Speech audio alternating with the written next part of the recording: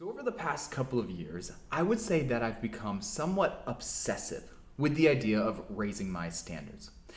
The thing about raising your standards and becoming aware of your standards is that it truly can change your life if you start to recognize and understand the principles. The thing that trips a lot of people up is making a bold claim like, hey, do this and it will change your life, usually sounds too good to be true. A lot of times it is too good to be true. But what I want to teach you is that it's too good to be true because a lot of times that is seeking an external destination. Meaning, a lot of times people think you need to be at XYZ point in your life, or you need to own or achieve XYZ. When in reality, when you learn to change and raise your standards, it's an internal game. The external game is a big illusion that we all play on ourselves and a story that we tell ourselves, when in reality, when you start to change the internal game, the internal standards that you have, or your internal identity, that's what can truly change your life. So to understand these concepts a little better, I want to use an analogy that I heard that really makes it very clear as to how this forms and shapes your life. So when you think of a thermostat, right? And let's say that 0 to 100 the thermostat can go, 100% equals your true potential, okay? Let's say that you have an 80%er, right? Someone that has a thermostat set to 80 degrees. You can have two scenarios that play out. The first one is you have an external stimulus, i.e. cold air coming in. Cold air coming in the 80-degree room is going to drop the room to 75. The thermostat is going to automatically kick back up to 80, right? Conversely, we can have a 80%er again. We have warm air as the external stimulus. The warm air comes in, the 80-degree room goes up to 85, the AC kicks in, drops it back down to the 80. In both scenarios, we are remaining at an 80. We are performing internal things such as our intensity of effort, motivation, right, to either bring up or kick down, right? So in our first example, we had to increase the heat. We had to bring up our effort to get the room back up to 80.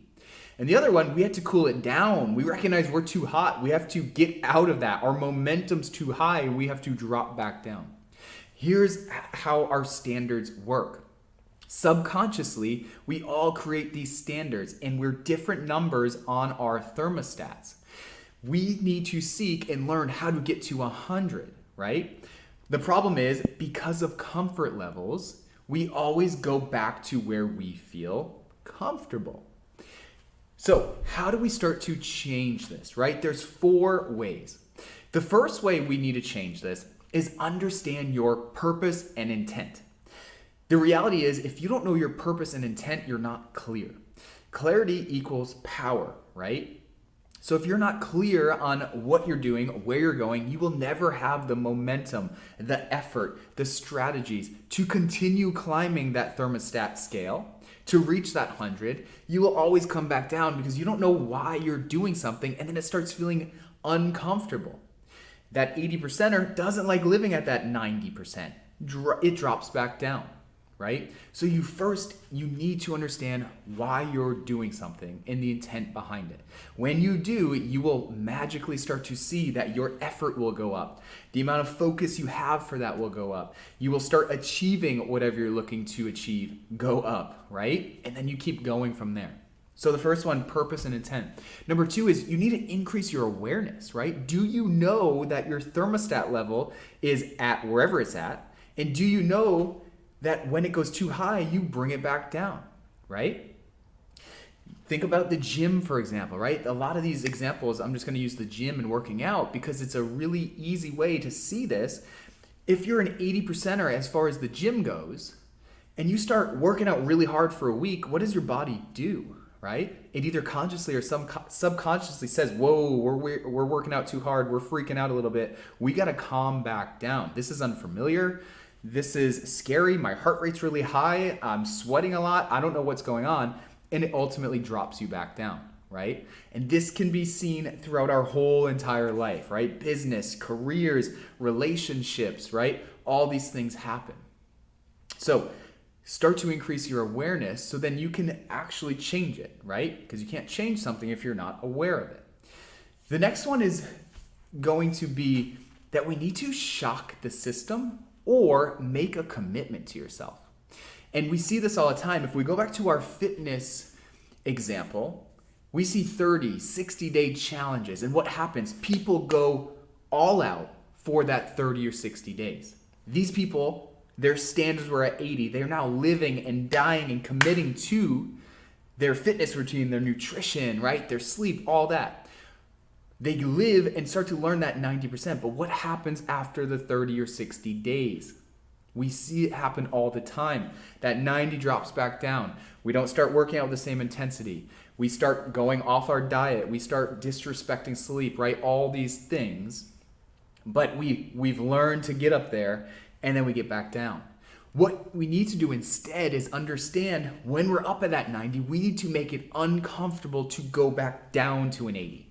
We need to not want to go to that comfortable zone. We've created a new comfort, right? That's what it comes down to. These 30, 60-day things, they are successful when you create your new comfort level.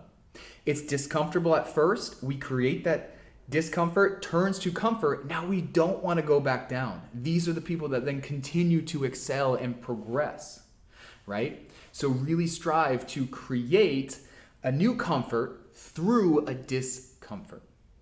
The last thing, as far as a strategy to continue to raise your standards, is to understand your associations, right?